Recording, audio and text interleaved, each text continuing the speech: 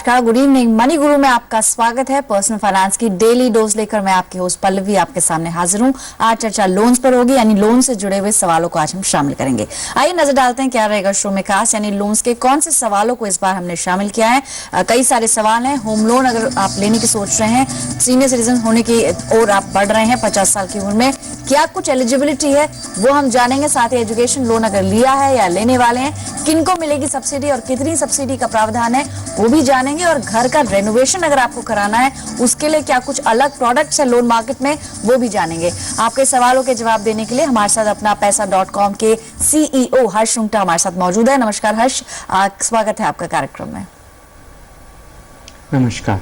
चलिए शुरुआत करते हैं कुछ ईमेल्स के साथ। तो पहला सवाल ईमेल के जरिए शामिल कर रही हूँ। रमेश भाई हैं, इन्होंने गुजरात से सवाल भेजा है। मेंशन इन्होंने ये किया है कि CISF में काम करते हैं, 50 साल इनकी उम्र है। आपसे ये जानना चाह रहे हैं कि इनकी जो सैलरी है 24,000 और उनके प्रोफाइल को देखते हुए अधिकतम कितना लोन ये ले सकते हैं। होम लोन का यहाँ पर ये बात कर रहे हैं। अगर ये 50 साल की अगर इनकी उम्र है तो ऑब्वियसली इन्हें लोन जो है वो 10 साल का ही मिलेगा, क्योंकि होम लोन का जो टेन्योर है वो आपके रिटायरमेंट के साथ एडजस्ट होना ज़रूरी होता है। तो क्लियरली 10 साल का लोन मिलेगा इन्हें। और 10 साल के लोन पे अगर 10.25% का अगर हम वो लें,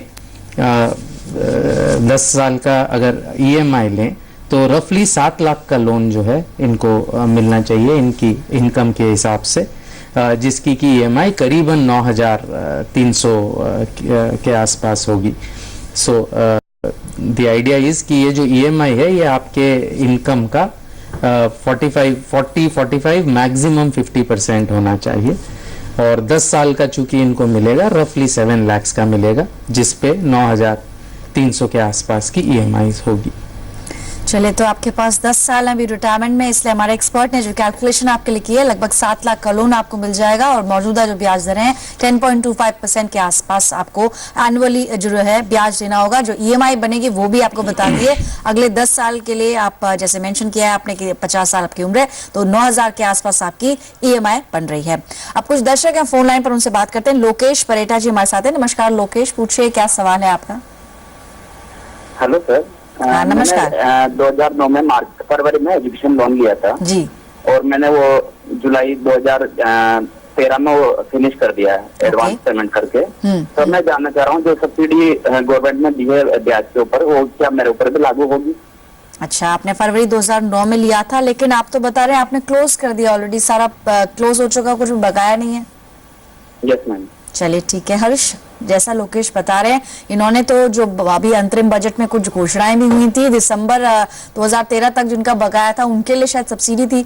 ऐसे में लोकेश तो फायदा नहीं ले पाएंगे, आपको क्या लगता है? हाँ बिल्कुल, ये जो इस बजट में ये जो इन्होंने अनाउंस किया था दैट वाज एप्लीकेबल अगर आपका एजुकेशन आपका ब्याज बकाया था दिसंबर 2013 में। चूंकि लोकेश जी ने ऑलरेडी जुलाई में क्लोज कर दिया था, तो ये अनफॉर्चुनेटली इस पर्टिकुलर स्कीम के लिए जो कि रिट्रोस्पेक्टिव इफेक्ट से थी, बेनिफिट विथ रिट्रोस्पेक्टिव इफेक्ट थी, लेकिन वो लोकेश जी पे अनफॉर्चुनेटली अप्लाई नहीं होगी। तो आपको लोकेश जी इससे कोई बेनिफिट नहीं मिल पाएगा। चलिए, तो एजुकेशन लोन आपने जो बात की है फरवरी 2009, वैसे एलिजिबल आप जरूर होते अगर आपने बकाया चुकाया नहीं होता, क्योंकि जो अभी अंतरिम बजट में घोषणाएं हुई थी उसमें 31 दिसंबर 2013 यानी जो अभी दिसंबर निकला है तब तक जिनका इंटरेस्ट बकाया था वो सरकार ने अनाउंसमेंट किया था कि वो ब्याज जो है माफ किया जाएगा और सरकार उसको चुकाएगी। लेकिन क्योंकि आप पहले ही अपना लोन क्लोज कर चुके हैं, इसलिए आप इस छूट का, इस सब्सिडी का फायदा नहीं ले पाएंगे। कुछ और दर्शक है, उनसे बातचीत करते हैं। सवाल पहले उनका ईमेल के जरिए पढ़ के बता रही हूँ। जयेंद्र चौहान जी है, देहरादून से इन्होंने सवाल भेजा था, कोशिश कर रहे हैं उनसे संपर्क भी हो जाए। इन्होंने मेंशन किया था कि ये और उनकी वाइफ दोनों ही ट्यूशंस के जरिए जो है रकम कमाते हैं, होम ट्यूशंस शायद ये लेते हैं और ITR भी फिल करते हैं। पर्सनल लोन की बात कर रहे हैं, इस वक्त हमारे साथ फोन लाइन पर जुड़ भी गए हैं। नमस्कार जैन जी, पूछिए आपने जो मेंशन किया था सवाल अपना, पर्सनल लोन की आपको रिक्वायरमेंट है, ITR आप लगातार फाइल कर रहे हैं या नहीं?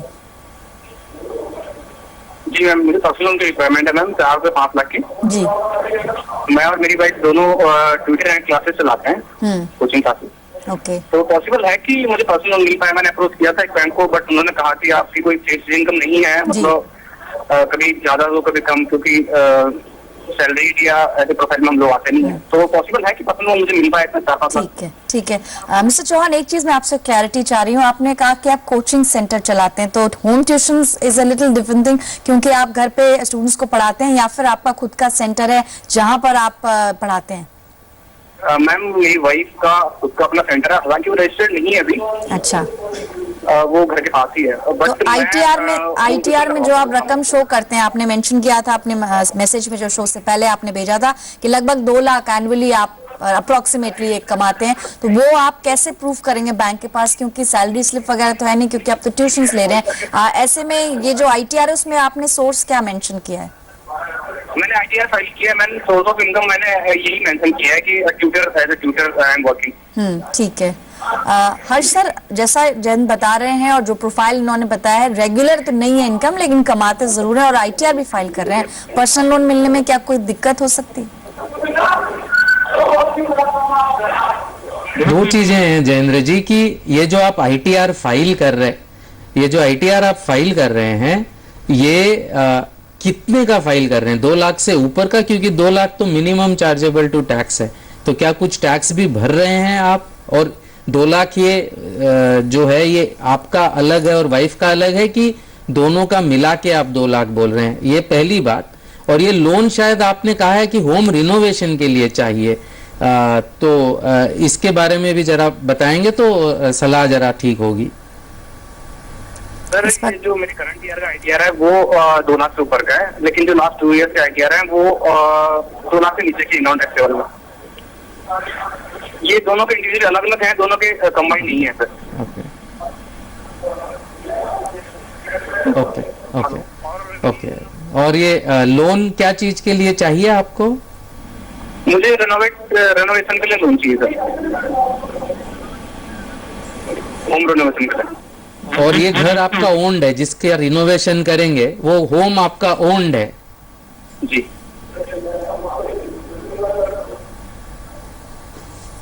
तो मेरे ख्याल से आप पर्सनल लोन लेने के बजाय अगर आप रिनोवेशन लोन लेंगे तो आपको सस्ता भी मिलेगा। आपको रिनोवेशन लोन 11.5 के आसपास % में भी मिल जाएगा और थोड़ी सी लंबी अवधि के लिए भी मिल जाएगा, 5 साल या 10 साल के लिए मिल जाएगा।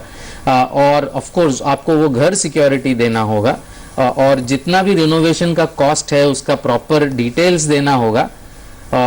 ये 2 लाख से ज़्यादा की जो इनकम है उसको तो माना जाएगा और उसके बेसिस पर आपको 5 लाख का जो लोन चाहिए है होम रिनोवेशन मिल जाना चाहिए, बशर्ते कि टोटल रिनोवेशन का कॉस्ट 6-7 लाख हो तो 5 लाख का रिनोवेशन लोन आपको मिल सकता है। आपको home security as a security रखनी होगी और ये सस्ता भी मिल जाएगा। पर्सनल लोन आपको महंगा भी मिलेगा और मुश्किल से भी मिलेगा, बिकॉज आपकी इनकम जस्ट टैक्सेबल इनकम के थोड़ी सी ही ऊपर है, इसलिए जल्दी से पर्सनल लोन नहीं मिलेगा। पर्सनल लोन टिपिकली वो चाहते हैं कि आपकी इनकम 2.5 से 3 लाख, कम से कम 3 लाख हो टैक्सेबल इनकम, तब जाके वो पर्सनल लोन जल्दी से देते हैं, वरना जल्दी से नहीं देते। लेकिन होम रिनोवेशन लोन आपको मिल जाएगा क्योंकि वो सिक्योर्ड होता है और लंबा भी अवधि का मिलेगा और कम रेट पे भी मिल जाएगा। चलिए, आपको एक आसान रास्ता बता दिया है हमारे एक्सपर्ट ने। पर्सनल लोन के बजाय आप होम रेनोवेशन लोन के लिए अप्लाई करिए, अवधि भी ज्यादा रहेगी, ब्याज दर कम देनी होगी। फिलहाल एक ब्रेक के लिए रुक रहे हैं। आप भी कोई सवाल अगर पूछना चाहते हैं हमारे एक्सपर्ट से, कर्ज KARZ लिखकर अपना सवाल 57575 पर भेजो या फिर ईमेल ID आपकी स्क्रीन के नीचे है, moneyguru@zenetwork.com पर आप अपने सवाल भेज सकते हैं। जल्द लौटेंगे, अश्रुंटा से बातचीत जारी है।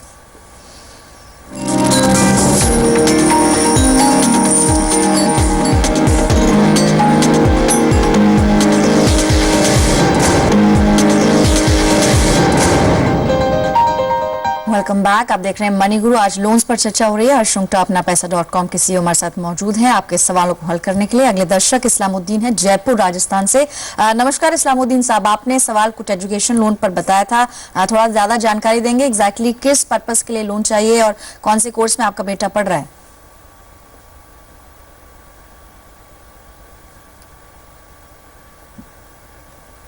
इस्लामुद्दीन साहब, आपको आवाज मिल रही है हमारी? संपर्क उनसे टूट गया है, लेकिन कोशिश करेंगे दोबारा संपर्क स्थापित करें। सवाल इनका एक दोहरा देती हूँ मैं। इन्होंने मेंशन किया था ईमेल में कि इनका जो बेटा है पढ़ाई कर रहा है, पढ़ाई के साथ अगर वो लोन लेना चाहे को बोरोवर, जाहिर सी बात है इनको बनना पड़ेगा उसमें, लेकिन कितना तक कवर मिलेगा, मतलब कितना लोन इनको मिल पाएगा? हर साहब इन्होंने मेंशन किया है 30,000 प्रति माह इनकी सैलरी है, यानी कि जो लोन की जो अवधि है वो भी आपसे क्लियर करना चाहते हैं, और साथ ही 4 लाख तक का लोन, जैसा कि हम जानते हैं उसमें कोई सिक्योरिटी नहीं देनी होती। जो पढ़ाई की कॉस्ट है वो इन्होंने क्लियरली मेंशन नहीं करी है, लेकिन फिर भी एक बीटेक की पढ़ाई के लिए अंदाजन आपको क्या लगता है कितने तक का लोन इनको लेना चाहिए? तो इनको सिर्फ 5% कॉस्ट खुद से बेयर करना होगा, बाकी का इनको लोन मिल जाएगा। तो अगर टोटल कोर्स का कॉस्ट अगर 3 लाख है तो इनको 2,85,000 रुपए तक, या और अगर ये सिर्फ फीस है और भी कॉस्ट है तो 3 लाख का भी पूरा लोन मिल सकता है। अगर ये तहसीलदार से, अपना जो भी इनका तहसीलदार है वहाँ से अगर ये इनकम सर्टिफिकेट ले लेते हैं 4.5 लाख से कम की फैमिली इनकम की, तो कोर्स के दौरान जो इंटरेस्ट है वो कंप्लीट सब्सिडी इनको मिल जाएगा। सरकार देगी वो पैसे बैंक को, इनको अपनी जेब से नहीं देना होगा, और सिर्फ लोन का भुगतान करना होगा after the course is over, और उसकी इनके बेटे की नौकरी लग जाती है। चलिए, इस वक्त वो तो, फोन पर भी मौजूद है इस्लामुद्दीन साहब से भी डायरेक्टली, हज साहब उनसे डायरेक्टली बात करते हैं। इस्लामुद्दीन साहब नमस्कार, आपको आवाज मिल रही है इस वक्त? हाँ जी नमस्कार। हाँ नमस्कार, आपसे जानना चाहेंगे, आपने बताया था बीटेक सेकेंड ईयर की पढ़ाई कर रहा है आपका बेटा, आपने अभी तक क्या किसी बैंक में या कई और भी संस्थान है जहाँ पर एजुकेशन लोन मिलता है, क्या अप्लाई किया है फिलहाल? नहीं, मैंने अप्लाई नहीं किया था, मैंने आप सोचा लोन लेने के लिए जी। तो मैं गवर्नमेंट सर्विस में हूँ वैसे तो, मैं गवर्नमेंट टीचर हूँ। ओके, तो मैं अब लोन लेना चाहता हूँ सिविल ईयर में उसके लिए। ठीक है, और क्या रकम आप सोच रहे हैं एग्जैक्टली कितने का लोन चाहिए आपको? 3 लाख रुपए का चाहिए। 3 लाख? हाँ चलिए ठीक है। हर्ष साहब, आप 3 लाख का जो आपने एड्रेस किया था तहसीलदार के पास जाकर इनको इनकम सर्टिफिकेट लेना है, क्या कुछ ऐड ऑन कर सकते हैं इसमें? हाँ जी बिल्कुल, अगर तहसीलदार से सर्टिफिकेट ले लेते हैं तो कोर्स के पीरियड में जो भी ब्याज लगता है वो इनको नहीं लगेगा, सरकार दे देगी वो बैंक को। अपने कोई निकटतम पब्लिक सेक्टर बैंक में संपर्क करें जो ये एजुकेशन लोन स्कीम चलाती हैं, जहाँ पर भी ये पोस्टेड हैं वहाँ पर ये कर सकते हैं अप्लाई।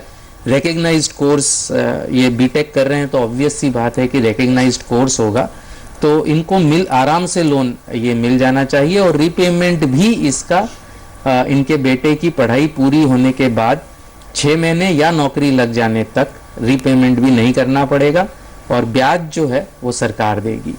चलिए, तो 2 अहम बातें हमारे एक्सपर्ट ने बताई हैं। एक तो ये कि जो 4 लाख से नीचे के लोन्स होते हैं उसमें कोई सिक्योरिटी नहीं है, और साथ ही क्योंकि आप पढ़ाई के साथ लोन ले रहे हैं, ऐसे में जो आपकी सैलरी है, फैमिली की जो इनकम देखी जाएगी, आपको को बोरोवर बनना होगा अपने बेटे के साथ इस लोन में। 4.5 लाख से कम क्योंकि आपकी आय है, तो आप जो लोकल अथॉरिटी होती है, यहाँ पर तहसीलदार रहेगा, क्योंकि आप राजस्थान को बिलोंग करते हैं, तो आप वहां से इनकम सर्टिफिकेट बनवा सकते हैं, और आप जो सब्सिडी यानी कि जो ब्याज जो आप देंगे उस पढ़ाई के दौरान उस लोन का, वो आपका कंप्लीटली माफ होगा। तो सब्सिडी के लिए ये आपको मार्गदर्शन किया है हमारे एक्सपर्ट ने। फिलहाल एक ब्रेक के लिए रुक रहे हैं, कुछ और सवाल हैं उन्हें भी शामिल करेंगे, लेकिन फिलहाल एक ब्रेक के लिए रुकते हैं।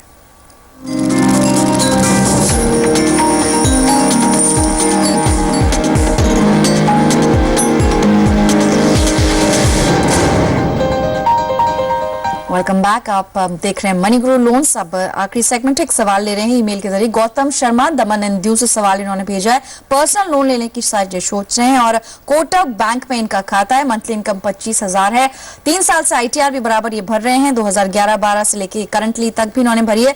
3 लाख का लोन चाहिए 3 साल के लिए, क्या रेट्स रहेंगे और EMI लगभग कितनी बनेगी? हर्ष रंगटा। तो जहाँ तक रेट का सवाल है, ये कहाँ काम करते हैं, उस फर्म का क्या रेपुटेशन है, बिकॉज जो बैंक्स होती हैं पर्सनल लोन देते समय आपकी रेट डिपेंड करती है कि आपका एम्प्लॉयर कौन सी कैटेगरी में आता है उनके मुताबिक। अगर आपका एम्प्लॉयर कोई बहुत बड़ी कंपनी है तो ब्याज की दरें कम होती है, उनको अगर वो B कैटेगरी में करते हैं तो थोड़ी सी ज़्यादा, C में और ज़्यादा, और फिर बाकी सबके लिए हायर रेट होती हैं। तो rate can vary as much as 13.5 से लेके 24% तक डिपेंडिंग ऑन योर एम्प्लॉयर, और 3 साल के लिए इसकी वजह से ईएमआई इनकी 10,200 रुपए से लेकर 11,800 रुपए तक की ईएमआई इनकी बन सकती है। एक चीज मैं इनसे कहना चाहूंगा, ये तो फोन लाइन पर तो नहीं है, लेकिन पर्सनल लोन्स महंगे होते हैं। अगर आपके पास कोई सिक्योरिटी है, आपके पास नेशनल सेविंग सर्टिफिकेट्स है, कोई इंश्योरेंस पॉलिसी है जिसपे सरेंडर वैल्यू है, या इवन ज्वेलरी है जो यूज नहीं करते, उस पे अगर आप लोन लेंगे तो वो आपको सस्ता भी मिलेगा, जल्दी भी मिलेगा, और आप उसको रीपेमेंट भी शायद उसमें कई केसेस में प्रीपेमेंट चार्जेस भी नहीं होते हैं। तो सभी तरीके से वो ज़्यादा सुविस्तिकर और सस्ता होता है अगर आपके पास वो सिक्योरिटी है तो। चलिए जाते जाते एक आखिरी एसएमएस शामिल कर रहे हैं। राजीव गुप्ता जी का सवाल है, गाजियाबाद से उन्होंने मेंशन किया था, मदर इनकी 73 इयर्स की है, उनके नाम से एक प्लॉट है, क्या प्लॉट पर रिवर्स मॉर्गेज लोन मिलता है या नहीं, ये आपसे जानना चाहते हैं। प्लॉट पर राजीव जी कोई रिवर्स मॉर्गेज लोन नहीं मिलता। रिवर्स मॉर्गेज आप जिस घर में वो सीनियर सिटीजन है, वो ओन्ड, उनका खुद का ओन्ड है और उसमें रह रहे हैं, तो उस पे रिवर्स मॉर्गेज लोन मिलता है। प्लॉट पे रिवर्स मॉर्गेज लोन नहीं मिलता है। चलिए फिलहाल इतने ही सवाल आज हम शामिल कर पाएंगे। हर्ष शुंगटा, आपका बहुत बहुत शुक्रिया जी बिजनेस को अपना कीमती समय देने के लिए और एक इंटरेस्टिंग सेशन के लिए। फिलहाल मरीगुड़ से इतना ही। आप देखते रहिए जी बिजनेस। नमस्कार।